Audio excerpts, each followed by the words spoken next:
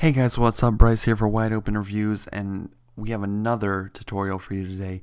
You guys really liked my 3D camera tracking inside of After Effects tutorial, so I thought I'd do another one where we take all this data and I show you how to bring it into Cinema 4D, add some real 3D objects, bring it back into After Effects for final compositing and everything. So here we go. It's a lot to digest, but it's a lot of fun, and I hope you enjoy it. So if you don't know how we got to this part with all these wonderful points and this weird big target thing, you're going to want to watch the other tutorial because it shows you how to get this inside of After Effects with the new CS6 3D camera tracker. But I digress, let's move on. Basically what I want to do is take this normal shot of just the road and I want to add some objects onto the road from Cinema 4D. So the first thing I'm going to do is find 3 good level points on the road. And I'm going to right click and create a solid. Now I'm also going to right click again in the same spot and create a null. This is going to be very important when we get into Cinema 4D, but right now you can kind of see that both of the objects stick to the floor and we're good. That's all we're going to do for the first part inside of After Effects. Now for the next part, you're going to need this plugin that comes from Maxon, the makers of Cinema 4D. Absolutely free. It's the first plugin on the page. You download it, it has instructions. It says it only works to 5.5, but it works in 6. Trust me on that one. But download it, install it, otherwise this next part's not going to work so well for you. But anyways, back to After Effects, where we're finishing up and we're going to File, Export, Cinema 4D Exporter, name it whatever you want. It doesn't really matter. And what After Effects does is it creates this file, a Cinema 4D file that you just double click and it'll open right up inside of Cinema 4D. And if you look, bam, there's our scene. There's that solid we created, there's a null we created. It has it all right here, even the camera. If we go ahead and switch to the default view, you can see the keyframes for the camera that the 3D tracker created. This is awesome, except it's a little weird. It's not quite level with the Cinema 4D floor. So make sure you select the entire comp. Don't select one portion, the entire thing, otherwise you're going to mess it up.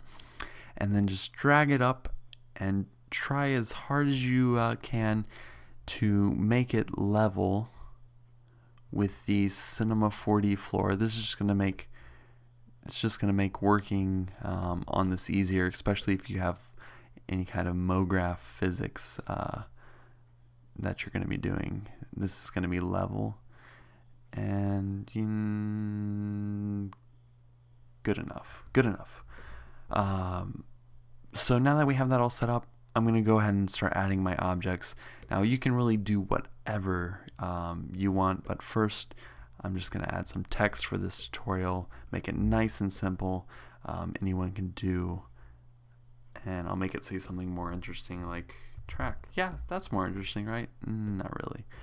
So what this solid basically represents here is the floor plane for the street, so we know where it is. Now I'm going to go ahead and move this back to that null that we created. That's why I created the null, is so we know where we wanted to put the objects on the street and we're not just kind of blind guessing. So if we go back to our cameras and use the 3D tracker camera, go back to the beginning, you can see that it's sticking, and if we brought this inside of After Effects, it would be perfectly aligned on the road. And that's great, and you can add any object this way, and that's just the basic idea. Now, one thing you're going to do before you render is shut that off, and always render. If you're going back into After Effects, save, and make sure alpha channel is selected. That's a key for bringing it back in with a transparent background. But the main problem is it's gonna look bad. It's not gonna fit in very well with your scene. Now, the main thing is lighting. You want to recreate the lighting.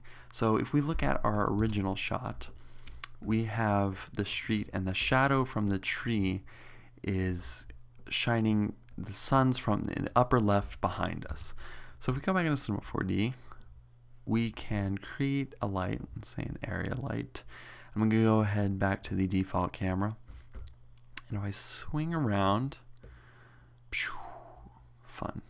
I can go ahead and move this back behind the camera, up, upper left, and kind of angle it down to match the sun, which is really, really neat, I think. Recreating the scene, and the main thing you can see is, if we go back over here, we have these dark shadows on the side here because the sun's hitting from the upper left. So that's just a very kind of quick and dirty cop-out version of relighting your scene. Of course, if you're inside, you're gonna have more lights, and I hope you do a better job than I do. But that's just the essential idea. Another key tip for making it blend well is going into your render settings again, going to Effect and Global Illumination. Global Illumination is your friend. Once you turn it on, everything you do, well, most of everything you do is going to look at least 100 times better. Now, it is going to take about 10 times longer to render, just because it does some advanced processing, but let's be honest, it's going to look great with global illumination. So now that I have that text looking pretty good where I want it, you can render it out with the alpha channel. Now, another thing you're going to want to do is a shadow layer, because adding shadows to your scene makes everything look more realistic. So I'm going to go ahead and turn back on the floor, but delete that tracks the original color, that ugly pink color that they had. I'm going to go and create a solid white, turn off the specular because that messes with things, put it on the floor, and put it on the track. Now, it doesn't show up well on the floor here because of the global illumination settings, but it is white. And you want to go into your light, turn on shadow and shadow maps. And then you're not going to want to have alpha channel on for this one. And then you're going to render it. Now, one other neat thing before we leave Cinema 4D is you don't have to fiddle with any of your render settings, because when you exported it from After Effects, it very nicely had all this stuff done for you. And yeah, so that's basically it inside of Cinema 4D. This just gives you a basic idea, and let me go ahead and show you what I rendered earlier. So the first thing I rendered is this, which I added some basketballs, don't know why, don't ask. But it's the alpha channel, and although it looks black right now, that is going to be transparent inside of After Effects. So yeah, that's basically it for that. And then Cinema 4D is freaking out, but no one cares. Sorry. And then this is the shadows. This is what the shadow layer created. As you can see, everything's white, except for those shadows, so you have a nice contrast, and this is going to be useful inside of After Effects. Again, don't render this one with an alpha channel. Alright, awesome. For sake of naming and keeping everything organized, I'm going to go ahead and rename this one track.mov. Alright, so now we're back inside of After Effects. Bam! After Effects is ready to go. This is what it's going to look like. Oh no! I don't know what happened. Chaos, that's what happened. Not really. It just freaked out because we renamed that file. But oh well. We'll just go back and rename it, right? Nothing we can't fix over here. But the key thing in the entire workflow is going to be compositing this to look good with the scene. Bam. Bam. And we win. That's what it looks like when you first bring it into After Effects.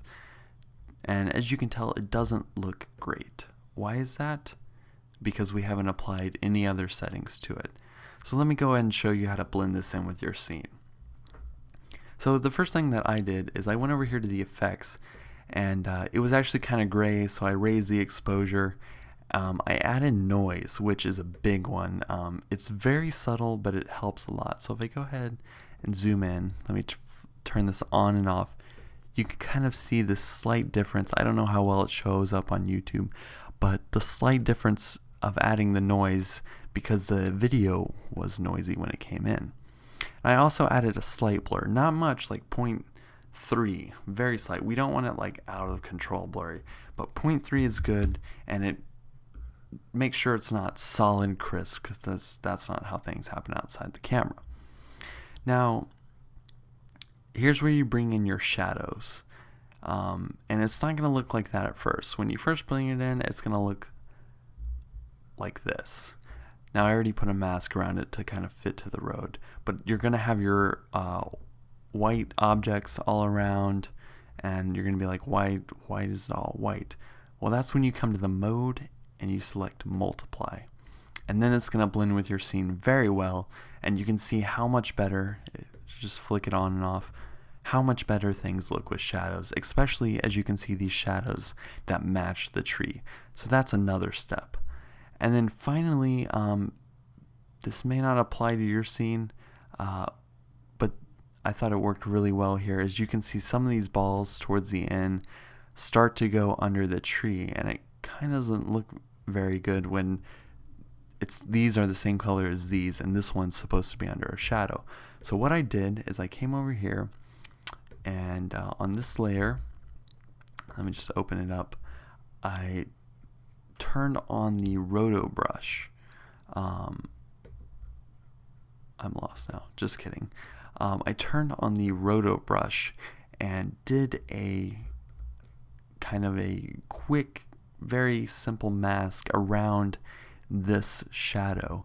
And if we turn it on, we can see now that as the basketballs go under the tree shadow, they become darker like they should in real life. So that just gives it, every little thing you do gives it just a little bit of oomph, or whatever you want to call it, and makes it look more realistic with your scene. So if you want to go ahead and check out the final scene, it looks something like this. Wonderful final.mov. If it ever loads, probably not, because it's ginormous. But basically, the balls come, they fall, they bounce off the ground, roll around as we come around. Perfect. Now, of course, this doesn't look the best, you can totally tell, but with a little work and a little scene recreation, you can get something looking really good just with some basic tools like Cinema 4D and After Effects. I just wanted to open you with the possibilities, show you about that plugin, show you how to set up your environment, and you can just really take off from there. So I hope you enjoyed the tutorial. A little long, got a little blooperish at the end, but whatever. If you have any questions, let me know in the comments. I'll try and help you out as much as I can. Thanks again for watching. Hope you enjoyed it. Have a nice day. See you next time. Goodbye.